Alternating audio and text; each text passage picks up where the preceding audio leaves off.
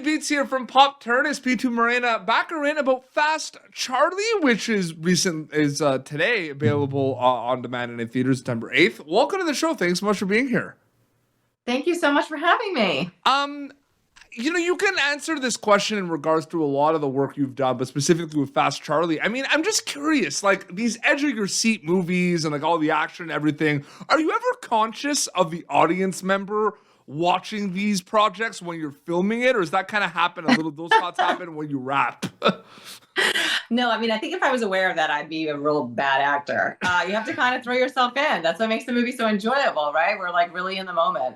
But I feel like sometimes though with character development, you're like, oh, like it never happens where you're like, oh, like in like the Deadpool days, like, oh, like people are really gonna freak out about this. Like you never think about that at all? Maybe when you're reading the script? You know, when I did the first Deadpool, I was like, nobody's gonna understand this humor. I don't understand. Nobody's gonna get it. This is my kind of humor, but nobody else is gonna think this is funny.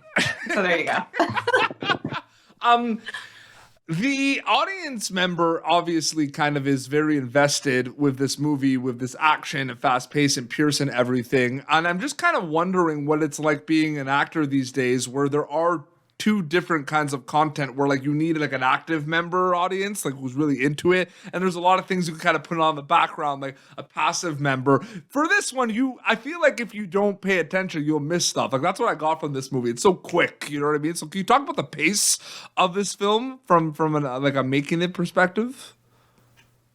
First of all, as an actor, it is so sad to think about people putting things on in the background. This is not a movie you can do that with. You will miss a lot. And also it draws you in. The action stuff is really compelling and interesting, but there's also a really great sense of humor in this film that I think is key to drawing you into the characters. And it's a sort of odd group, you know, from Pierce to Sharon Gless's character to James Caan's character. It's really a complex world, and I think people are going to be very, very drawn to it. And it's interesting because, you know, this complex world starts on the script. Then it's kind of, you have the dates, we're going to go film this, and then you film it and you wrap it. And then I wonder, in a lot of ways, these are two kind of separate journeys, right? Like before you film, reading it on the script specifically, and then actually going and doing the thing. Do you see it as two separate journeys, or is it all kind of one experience for you as an acting perspective? Well, when you read a script, you don't always know how it's going to turn out, obviously. Yeah, exactly. And there's so many factors involved, from the actors to the director to the, you know, set deck and the overall production. But this film is a very straightforward journey. You know, like it's a guy, he's got to do a job. It gets botched. He needs the woman's help to figure out how to deliver to his boss. And then it all goes sideways.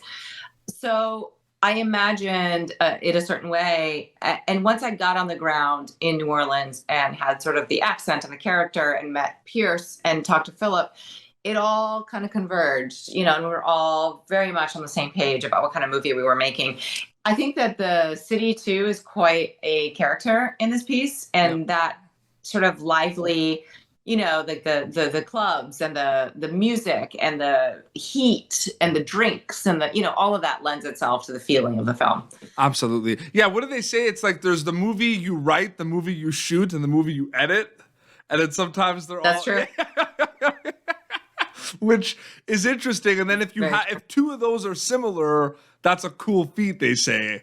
Like if two of them come out the same. But like I always thought that was such an interesting thing from a filmmaking perspective, because I feel like these characters can change depending on, you know, who's cast and certain things. Like that's interesting to me. But you've also been able to play so many cool different characters. Like I feel like all the worlds you've been able to play in, but like those characters are all different if you think about it.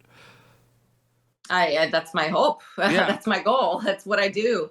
I am drawn to different kinds of people, and I'm really curious, you know, psychologically, like what makes people tick, and different people, what makes them who they are. Mm-hmm. This character in particular, you know, I've played strong women before, but she had a sort of darkness to her and like a lot of loss and stuff that, you know, we touch upon lightly in the film, but it was something I carried very deeply as the character that I think really, really attracted me to this part, which is somebody who still has hope and wants to change her life, but is really brought down by her circumstances. Yeah, absolutely. No, I had a great time. It's interesting you say that because movies like this, I wouldn't say they're misleading because it's like action, action, action, Pierce, but like there's a lot of complexity and like journey with a lot of these characters where it has nothing to do with the action at times, if you know what I mean, right? Like it's Yeah. its own thing, Yeah. which is really, really cool. Geek culture, comic book culture has come a long way because I feel like when I was, in high school, I would wear like Spider-Man shirts and I would get like made fun of all the time. And then now if that happened, I'd be like the Yeah. most popular kid in school. I think it's really cool, Yeah. Morena, that you have had a chance to be part of the Marvel universe and the DC universe to an extent, working at Deadpool, working on Gotham and anything. Do you ever think about or talk about the fact that you have an advantage in terms of the perspective and lens that you have been able to kind of see both fan bases up close? Like, I'm just curious if you ever think about things like that.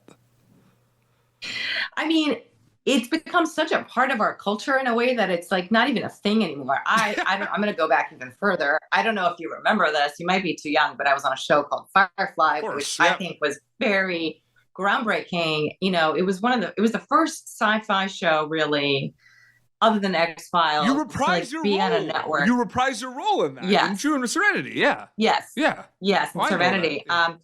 Because it was such a big cult favorite, but it was cult, right? And now all of that has really transformed. And so I feel like it's a world that I've been in for a long time. Also because I come from a theater background and there's a lot of really rich characters in the comic book world. And it lends itself to it's very theatrical. Yeah. And I think that like we're finally hip to that. And now there's like an oversaturation of it, and I'm like, don't bring me anything comic book related, please, for a long time. Yeah, absolutely. That's a perfect segue. I'm sure it was one of those things where, like, when it was announced that there was a third Deadpool coming, like everyone was like, "Oh my god, like what's gonna happen?" I mean, it's one of those things where things happen like that. They announce these new projects, and everyone has all these questions and everything. And I don't like assuming anything. I just want to like wait until the thing is out. You know what I mean? I'm one of those people. You know what I mean? Yeah. Like I like that. Yeah. That's just what I love how there's a whole like comic book theory world, you know what I mean? About like, this is gonna happen. I'm sure you've gotten kind of messages from fans like with the first two Deadpools, like people like you ask them, like they ask you questions that you assume you know the answers to, which I think is always the craziest thing, right? That's a misconception, right? Where you like know everything about the decisions and everything. Like, do you ever think about that at all? All the time. And then people also come up to me and be like, remember that scene in Firefly? When I was like, that was 20 years ago. I don't remember. I loved it very much. I have nothing but happy thoughts about it, but it was a long time ago. And yes, I don't get to make decisions about my character necessarily when you're dealing with such a big machine like Marvel, so that's a problem. I mean, it's not, I wish that I had more say than I do. 100%. Getting back to Fast Charlie a little bit, I feel like whether you've been on a set one time or thousands of times, I feel like there's always going to be learning experiences. And I feel like each kind of experience on set's going to be different because of the kind of source material and because of like where you're shooting it and the people you're working with. Were there any kind of learning experiences on the top of your head working on this movie that you can kind of share from like an acting storyteller perspective, or something that was a little bit different than other projects? Like anything on top of your head? I mean, getting to work with such an iconic movie star like Pierce Brosnan was in itself, a different experience. And I was really taken aback by how humble and down to earth and like just what a great person he was, and that he was still working, on the script and like the accent and nervous about certain scenes and moments for his character. And that was like a real nice lesson as an actor that like, if you really care about your work, you're never really done. You're never really like, I know how to do this. Mm-hmm. I also feel like the pace, like, because the pace of the movie at times is like pretty quick. Did it feel quick sometimes filming it? Or because I feel like it's so funny. Sometimes you watch movies and the pace is so quick, and then like you talk to the actors in it, and they're like, it took like 6 days to shoot that like 8-minute hit sequence. Yeah. So I'm just curious. I mean, but there's a little bit of both in that. There's a little bit of both in that. We didn't have a giant budget. I think we shot the film in like 25 days or something. So it was very fast paced. And these characters speak very quickly. You know, there's a little bit of like a Southern drawl to it, but there's a lot going on.